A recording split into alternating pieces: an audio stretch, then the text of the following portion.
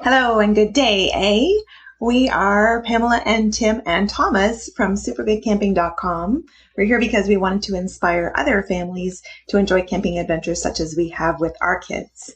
Today, Tim and Thomas are going to talk a fair bit about backpacks while I sit and listen. And then we're going to get into just some partnerships that we've come up with lately. And I will turn it over to Tim. Okay, so Pamela's now going to go have a nap in the corner. Nobody puts Pamela in the corner. I have a couple of things I want to say. I'm blown away by the fact that we have over 1,000 downloads. This was a Sunday hobby that Pamela arranged largely to keep me busy, I think, but because she's that kind of a person that she knows how much I enjoy it, so she did all the stuff. She does all the heavy lifting. I do a bit of research and I go blah, blah, blah. Then she edits everything. She transcribes it. She posts it on the website. She does all the things. So big genuflect for Pamela. We obviously have a new voice. I'd like to introduce you to our eldest, Thomas. Hello. There you go. We actually got an email from a wonderful fellow, Chuck, and he's asked us about a handful of things. So Thomas and I are going to talk about how we go about using some of the gear we use. Specifically, Chuck has asked he'd be interested in hearing about how we pack our backpacks. So when we're canoe camping, we have two different packs. It's about to change for this year. We have a 70-liter Mountain Equipment Co-op Slog. I think it's the Slog 70. It's a waterproof rubberized pack. I'm pretty sure I've talked about it before. We keep food, cooking, and some other things in there. It leans in that direction. We have a barrel. We have a Home Depot 5-gallon pail. That's what we use for our bear barrel, our food barrel. I know it's different from what most people use, but raccoons chewed through my seal bag, year one or year two? Year two. Year two. Yeah. So we had to abandon that. It was no longer waterproof, and apparently it didn't keep smells inside. We've had zero problems since the orange Home Depot bucket. I'm sure any bucket would work. It seals up nicely, and they can't open it, and they can't chew through it. So yay! And it's bright orange. It's bright orange, so it's very easy to find. So where did we hang that thing again? It goes in the center of the Slog 70 bag. I think the mess kit goes on top of it. I think there's just enough room to get enough folds to make it waterproof. And then down the sides is all of our cooking utensils, spoons, flippers, tongs, that sort of jazz. The roll of paper towel, we usually take a roll of paper towel with us. That goes down the side. 2 rolls of toilet paper. That's important stuff to take with you. That goes down the sides. The stove goes in there. The fuel goes in there. Newspaper for starting your campfire. Did I say the saw? Our wood saw? Yes, yeah. Okay. Often we spread multiple boxes of waterproof matches, so some waterproof matches will go in there. The cleaning towels. Dish soap, yep. All that sort of stuff. So kitchen-y, fiery sort of things. That's how we pack that puppy up. And if there's still spare space, who knows? I might occasionally throw in some of the ropes, maybe the one that we tie off to hang our towels and whatnot on, or towels go in there too, because I guess they're soft and they're packable. And that pretty much covers that bag in particular. Thomas has what is this one? It's a Decine, isn't it? Yes. Yeah. Right. So he's got a Decine. I can't remember what the literage is. I think I figured it out at 40 liters or 42 liters, but I'm not positive. It's a pretty decent sized bag and has tons of pockets and little cubby holes in it.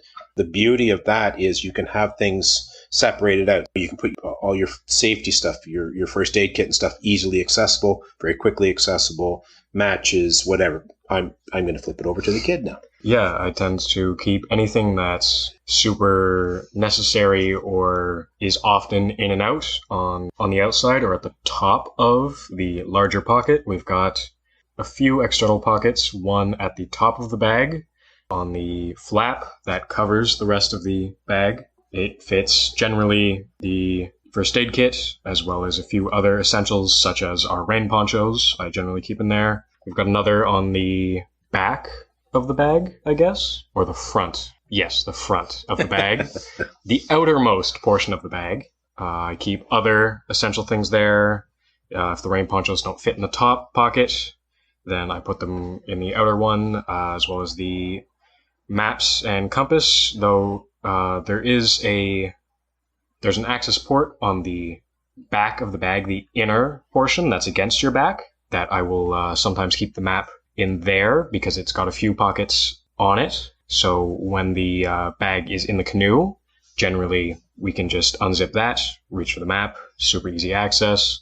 There's a pocket on the side that usually my water ends up in there, or snacks. And then the large portion is generally clothes, all the rest of the stuff, I guess. Anything that doesn't end up in the 70-liter. Right, so like the rope bag, the extra ropes. pegs, that sort of stuff. The tarp will end up in there. Well, no, sometimes it ends up in the, because it becomes part of the kitchen. Sometimes it ends up in the slog. What about the outside of the bag? What do you do with it? Oh, generally I will attach either sleeping bags or sleeping mats to the outside with either the straps that are already on the bag or other straps that we have in the rope bag usually. Really, whatever I can attach to the bag, I attach to the bag. Anything I can put in the bag, I put in the bag. It's about twice as big as it starts out by the time he's done strapping everything to it. Yeah, it's a little bit crazy, but you're going to do what you got to do, right? If it works, it works. Exactly. And for the record, I want to say that by and large, I pack the slog bag. Thomas packs the Dakine, and we don't mess with it. I'll ask him where something is if I particularly need it, but for the most part, he digs in and gets whatever out of his bag. I dig in and get whatever out of my bag. It almost sounds like we're talking we only take 2 bags. We don't. Because it needs to, if it's short notice and it's something that's very important, you need to know where it is. I can't know where all of the millions of things that we take are in both bags. I can probably come up with the fact that they're in the green slog bag and come up with it. Thomas actually is pretty good at knowing which pocket it's in and stuff in his bag. So we don't mess with each other as far as those go. Yeah, that's probably a pretty decent go on how we pack our bags. Chuck as well asked about dry bags. So the slog is the dry bag, and this year we'll actually have 2 dry bags. We just bought a 120-liter pack. No frame in it though, so we'll have to go a little bit lighter to replace the Dakine in the hopes that we can do it with 2 bags. Hopefully that means everything can be in the bag this time. As opposed to outside of it and hanging off and banging into your hip and all the joyful things. Come on. I know. Good stuff. Builds character. For all intents and purposes, that's our dry bag sort of deal. I do have a dry bag that's a compression bag. And what we do with that is we generally try to get sleeping bags, pillows, clothes, stuff that can compress. Yeah. Theoretically, they're in bags already, and you've compressed them somewhat. But if you put them in those, and then you crank down on that puppy, the straps and stuff, it's waterproof and water resistant. Yes, so I don't know. I'd throw it in the lake, but you'd be fine in the rain with it. We have been fine in the rain with it. Mm-hmm. It makes it a smaller pack.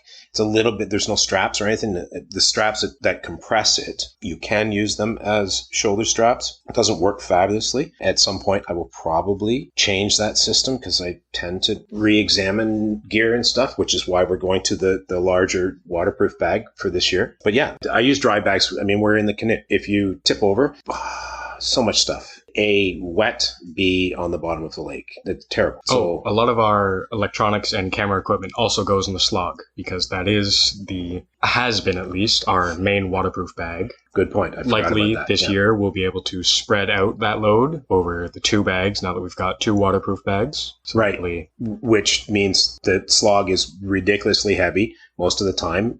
It's depending on the length of portage, I sometimes have to abandon it halfway through and go, Thomas, because he's young and strapping and I am not. Yeah, there's packs. And another question that Chuck had was, what's the thought process for balancing weight versus need? Need wins out every time. And if it's too heavy, okay, we'll take it this year, but I'll start budgeting for finding a lighter version next year. Or we find an alternative that combines 2 items that are medium weight into one sort of slightly heavier, but while being lighter than the 2 combined. So rather than taking a axe and a saw, we just take our folding axe. Folding saw. Yeah, but like we have multi-tools. Yes. So we've got a knife if we had to sharpen up something. I can't split wood, but I can, if I can't split a log, I can cut that log in half. So there's the happy trade-off there. We had a BioLite. We still have a BioLite pellet wood burner for cooking on. It in itself, because of the battery pack, and I suppose part of partially because of the construction. It's a fairly heavy unit, and you've got to lug bags of little twigs and stuff around. At least we do, so that we have dry ones every time when you get to a site and you've had rain or you've had dew, what have you. Pamela picked us up an MSR pocket rocket. Yes. Hey. Might be a pocket rocket too. At the end of the day, because you're carrying fuel, the pocket rocket weighs nothing, man. And it stashes away nicely in our mess kit, weirdly enough. But because you're carrying canisters of fuel with you, weight-wise, they're probably close to the same. But we also, as we go through the fuel, it becomes lighter throughout the trip. Whereas carrying the twigs around and the entire kit of the... Never comes lighter. Yeah, for sure. Stays the same weight the whole trip. In the end, so it's same. Lighter through the trip is a good point. I hadn't actually thought about that. I take the MSR. I still keep the BioLite. I still have the BioLite. I don't have to clean the soot off from the twigs burning away at the bottom when we get home from the trip. So I'm sticking with the MSR. And it tends to be more reliable. So far, so good. We did manage to buy some 4-season fuel from Killarney Outfitters last year, and we've had no problems with it at all. Yep. So yeah, although finding fuel is a bit of a deal. Yes. I should check our stock on that because we might be taking the BioLite because twigs are out in nature, whereas canisters of fuel are like the darn dehydrated eggs I've been looking for ages, and finally had to order them from the States at a fairly hefty premium for shipping. Yeah, good fun. That was largely it. Oh, and I wanted to mention, we're partnering with dingoutdoors.com. It's a technology platform to purchase offers via text messaging, which looks kind of cool. We're going to put a link somewhere on our page. The website guru, Pamela, is going to figure out how to go about doing that. And I encourage you to look into it. You can sign up. It costs nothing. And they've got some pretty cool deals. I haven't spent a boatload of time looking through them, but the ones that I did look through were substantially less than whether you're buying it at Walmart or Mountain Equipment or where have you. I didn't see a price lower than the one that they were offering. So there you go. Awesome. That's it for us for today. Other than we have a very talented singer-songwriter here in Canada named Ron Sexsmith. And I don't know if you recall, Tim, but the dad joke. Yes, no, I know. I remember reading it last night, though. Well, apparently, Mother Teresa up in heaven is known as none, N-U-N, of the above. I thought that was great. That's it for us for today. I'm Pamela. I'm Tim. And I'm Thomas. And we're from supergoodcamping.com. Please do feel free to email us. And thank you for your email, Chuck. We would love it if you would share camping stories, camping pictures, anything related to camping with us. Our email address is hi@supergoodcamping.com. That's hi@supergoodcamping.com. That's it for us for today. Thanks. Bye. Bye. Bye.